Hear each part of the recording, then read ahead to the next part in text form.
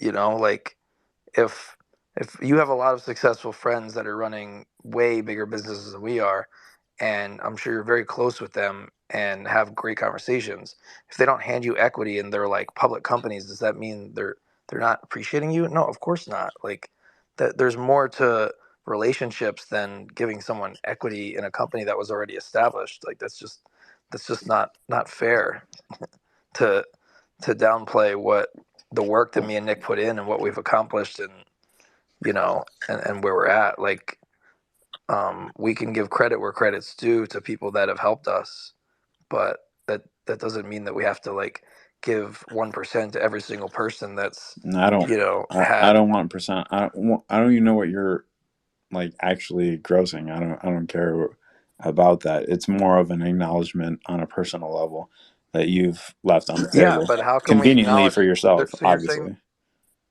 so there's no way to acknowledge my appreciation for you without handing you equity in a company that I have a business partner with? Yes, that's how I do business. I give people's pieces of my businesses all the fucking time that benefit me. I benefit you infinitely.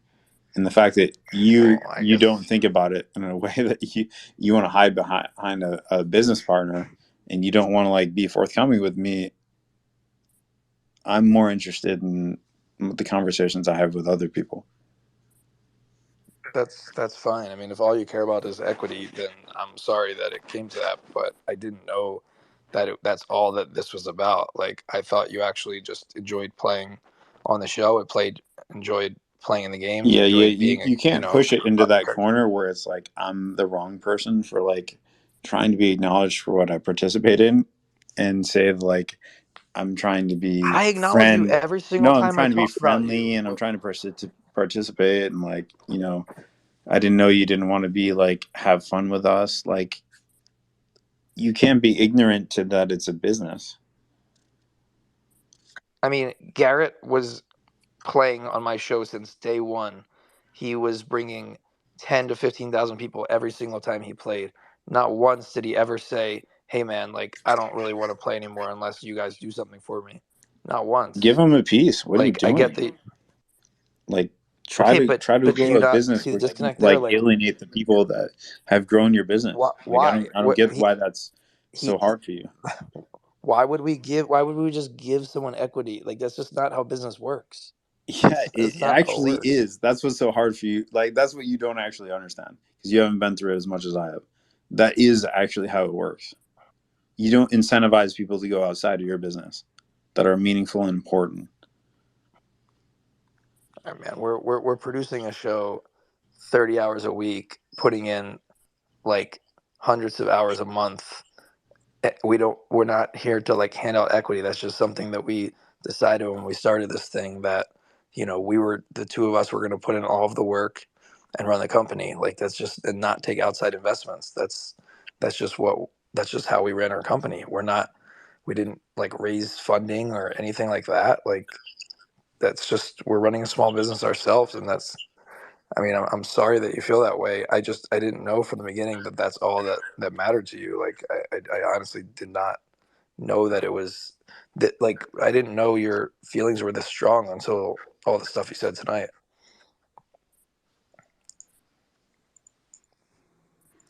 Hey, Ryan, from a business perspective, do you think it'll be cheaper for you to give Keaton a percentage instead of competing against him? Should he make something similar like HCL?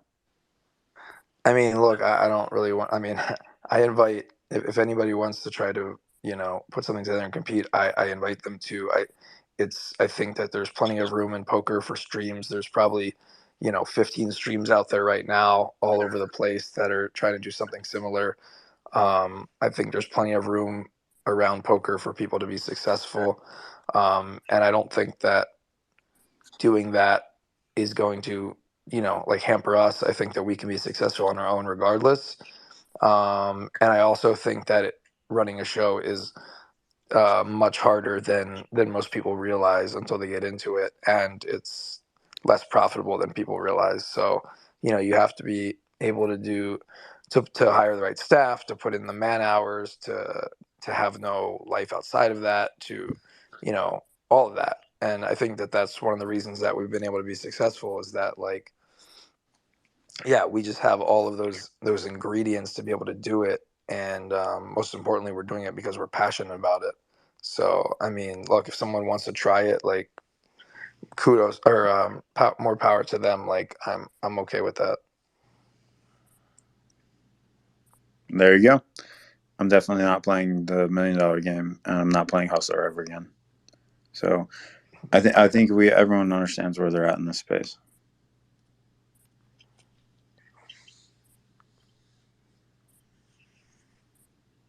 Yeah, as a fan, it is kind of sad to hear that.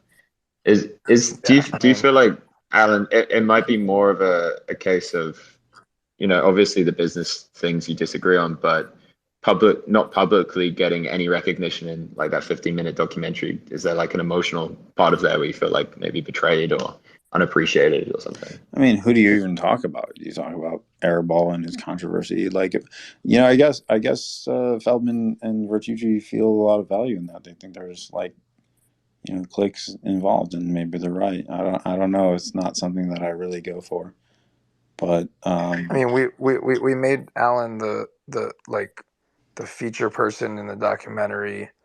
We were like consulting about all the lineups for the $1 million game. I mean, we just hung out in Vegas at the fight. You didn't communicate any of this to me. Like, I don't know why this all you came out on a sat in my Twitter space instead seats. of talking I privately. told your documentary people. First of all, I created the documentary. I told you to do it, and then I told them how to create the scene and where to walk to, and then you sat in my seats. Like, I think I created that situation. Like, Wait, first of all, wait. This is irrelevant. But what do you mean? I didn't get tickets from you. What do you? What I don't know what that has I to got do with those four anything. But seats right you there. didn't. Me, you, Bank, I didn't and get tickets. No, I was not in your seats. I got seats from JR that's, for the record. yeah. Okay, cool. That's irrelevant. But JR gave me tickets. But It doesn't really matter. I that's mean, not I think I my. understand how you perceive it, and I think you think that the value is what you already have, and But I just don't understand why you're bringing all this up now when you've never communicated any of this with me privately. What do you mean? I said that to you several times over the last several months. Is that you've not recognized me for what I've brought to your show? You've never told me like, hey man, why don't you go on podcasts and talk about how great I am? Like, you've never Wait a said minute. that. That's not what I said at all. I said, why am I bringing all this value? Why aren't you doing any more for me? Why are you not like acknowledging me in an advisor And role? how Why you're many not doing times have anything I more said for to me? you? And how many times have I said to you, propose something, give me something, show me, give me a proposal? I literally many times said, let's have a meeting, give me a proposal of how you can contribute so that we can look it over. Or I said, give me a Nah, proposal of you're just something getting what you that we want. can do. You just put people like me in a space where you record us and you make money off How? of us. Money I off of us. literally said to you, I would literally do anything for you other than equity. And you never came back with a proposal. Like, what do you Yeah, want me to do? what's so funny about this is you make me out to be greedy, and everyone else, like, person said, hey, you know, he'll pay a dollar amount for us to show up because Phil will pay a dollar amount to show up. People pay, Helmy with a dollar amount to show up. I never asked for a dollar amount to show up. I encourage people not to get paid to show up. We've I never never did paid anything Eric. like that. You Right. think we paid Eric to show up? Well, as after this conversation, you're gonna have to pay a lot of people to show up, frankly. Like, Okay. Hey I mean, Ryan, how much money do you think we're making? Like, what kind of business do you think we're running? We're running a small it business. doesn't Like, matter how much you what do make, you it's think how we're much you're Poker trying to Go? own in the space. If you're trying to be a real participant, Do you probably do you shouldn't think we like have some treat people budget this where way. we're? Do you think we have it's some also how budget you where we're treat. spending It's also how 100K a you. month? Like, what do you? What? It's also how you treat the people that you're working alongside. Hey Ryan, question: would your perspective on this situation be different if you didn't have a partner? Possibly, yeah. But if I didn't have a partner, uh, to be honest, like, our business wouldn't be as successful, and we'd probably be losing money So, do you because think there's a way that? Okay, yeah, I get what you're saying there, but do you think that if you do have a partner, like, shouldn't he be involved in this conversation too? Yeah, of course, that's the whole point. That's what I'm saying, is that if you want to like propose something, make a proposal so that the partners can discuss. You can't blame it on me, like, and not blame it on Nick. Like, I'm the one that wants to spend money. I'm the person that spends the budget. I literally go to Nick and say, "Hey, I want to do this. Like, we got to buy this new equipment. We got to pay this person. We got to do this. We got to hire a new employee." And then he has to sign off on it and say, "Well, wait, we're spending too much," or "Wait," like he's the one. And so, like I told Alan this, like anything business related, that's Nick. That's his department. All I do is produce the show. I don't do anything business. I don't look at the spreadsheets. I don't pay the bills. I don't do any of that. I organize the lineups. I show up. I direct the show with the cameras. I post on social media. I organize the players. That's it. I have nothing to do with the business. If there's a big decision to be made, Nick says like, "Hey, you good with this?" Sure. But WPT deal, advertising, anything casino related, like all that stuff is all Nick. And so like anytime Alan's come to me and said like, "Hey man, like I want, I think you should give me equity," or "Hey, we And, should do it's this," hard part I for always me have is said, like they're obviously losing. Like, Poker Go has made a play on every person. They've and games are being made out of him, right? Where we go from there on a high stakes level is like undetermined. But like when you talk about who you really want to partner with to make like a long high stakes relationship with, no one's been in high stakes for this long. It's just painful for me to listen to this. I don't even want to hear it. "All right, well, I'll sign off then if it's painful." But I just wish we talked about this privately instead We of did. here. We did. That's all. I did several times with you. I brought it up several times. I said, why don't you give me more acknowledgement for what I do? Like, you did a 12-minute segment about the $1 million show, which was my idea. You don't even bring that up. Okay, first of all, if we're gonna keep saying this stuff, the main art game is not your idea, so stop saying that. Like, I'll just say it stop. right It's now. not. It was clearly my idea. What are you talking about? I don't know why you care. Like, no, like me and Nick planned this last summer. Like, we asked you if you were interested in what you thought about it, like a few months after that. So, did we involve you and discuss it? Yes, absolutely. But I don't know why you feel the need to keep like saying that like our show is all you and that we never had that we were losing the life of the bike before you came on, or like come on man, like it's not true. Like I'll acknowledge you and say how valuable you are and how great you've been and how much advice you give me and how great your ideas are, and that I've definitely not like given you the proper due publicly that you deserve and all of that. I'll say that all day because it's all true.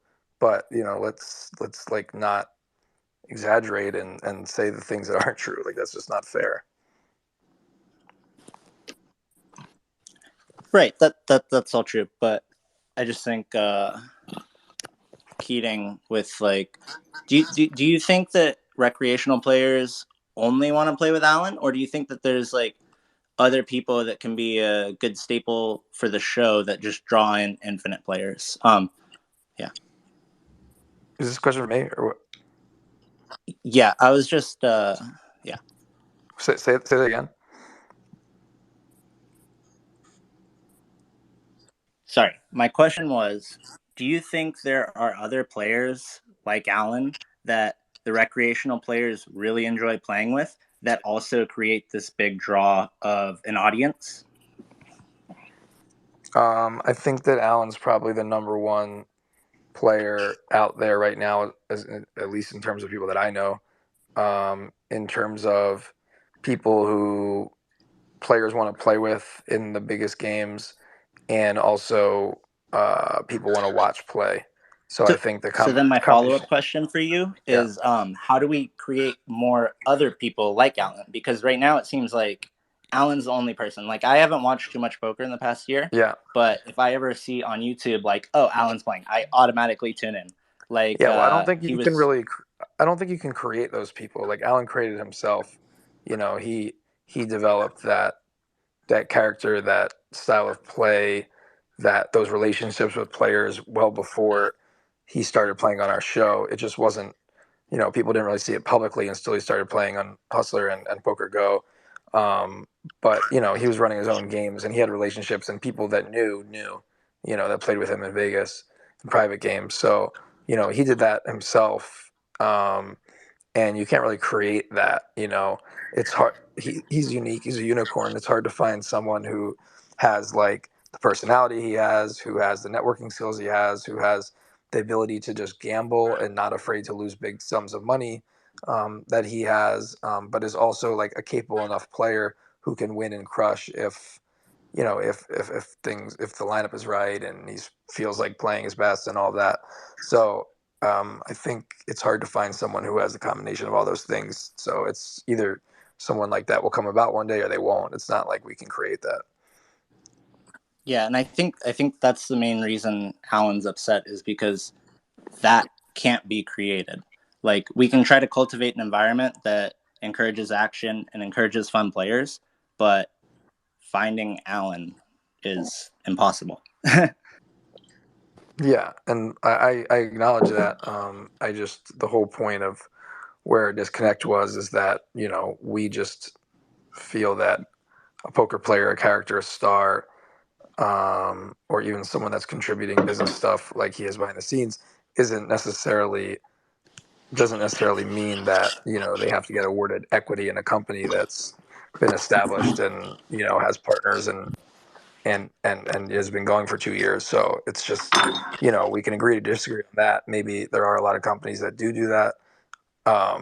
It's just yeah, that's just kind of where it's at, and we were willing to do a lot of things, whatever it takes to make them happy. Like that's definitely always my goal and still will be my goal.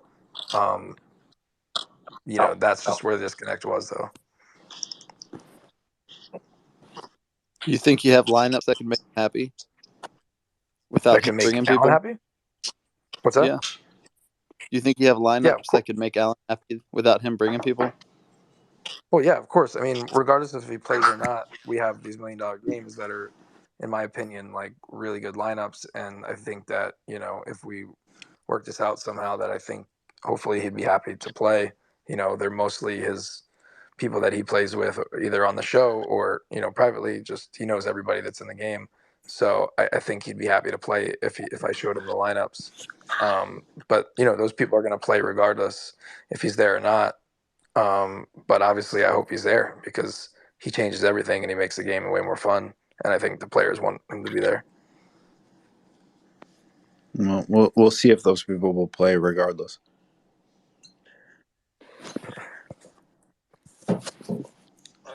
Uh-oh. Yeah. All right. Well, I'm gonna head off. See you guys later.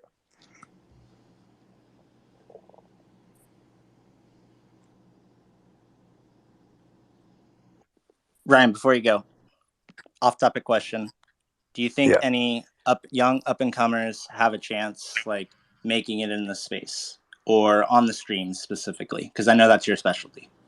What do you mean? Like a Keating, or Like you mean like a? young up-and-coming professional people trying to be professional poker players at the 5, 10 Oh, you're to saying could they twenty-five, get on our fifty show? level. You're saying? What? You're saying could they get on our show? Yeah, I'm asking if they can get on your show, and do you think they have a chance to build a brand by playing on your show?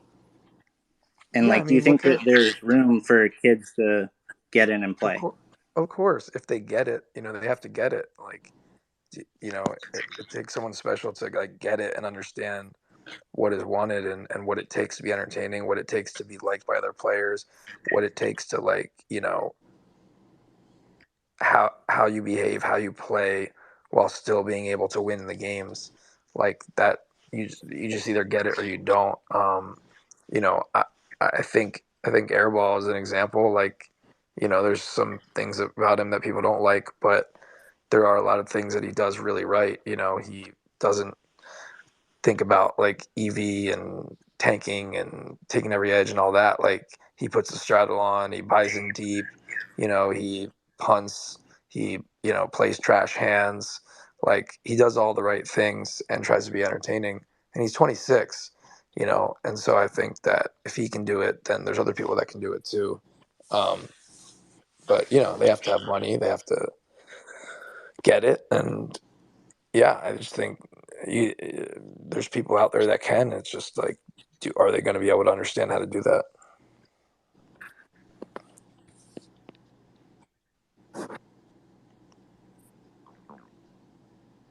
So, all right. Good night, guys. Have a good night. Good night, Ryan. I have a question for you, Alan. Yeah. How do you feel the poker community has been towards you? Do you feel that there's been any kind of like predatory behavior just because you have so much money and you're so willing to gamble? Do you feel like taking a bunch of it all? No, I mean, like, what's kind of disappointed me is like the people that, well, first of all, 99% has been like glorious. Like, I love meeting people. I love talking with people. I love, just chatting with people outside the poker room. Like, you know, I all of it's positive. Like, the only thing that really eats at me is like, I met with an executive, the president of MGM today, and we were talking. And he's like, "Oh, you beat people out of money in poker." I'm like, "You've seen my deposits. You've seen my slips. Like, I've brought 7 million in checks to your establishment over the last year. Like, do you think I'm winning? Do you think that those deposits are because I'm like trying to add to my winnings? Like, I lost 1-9 in baccarat. I lost probably 6 in poker in the last 300 days. Like, sometimes it upsets me when people like try to, put it as if there's like some, greater idea of how it plays out that, I'm in on, because they don't. And it's not because of like my own personal experience. It's just like, man, you just really don't know what I'm trying to create. I'm trying to create something really, really special, where people are like gambling on a level where big losers turn into small losers, and small losers turn into like small break even / winners, and everything plays out kind of copacetic. But there's always like the comparison, because people just don't get it, don't understand it, don't think that like someone would go into it with that perspective. It's for me, it's personally upsetting. Could you paint some of that kind of big picture for us and how you would make that atmosphere happen? Yeah, I mean, like, basically no pros, no tough players, no one's allowed. It's a very private group. We're engaged in a segregated place that we just gamble our fucking face off. It's I set the tone. It's not about your own personal outcome. It's just fucking gamble. And that is ultimately like the people who are going into poker, what they ultimately want. It's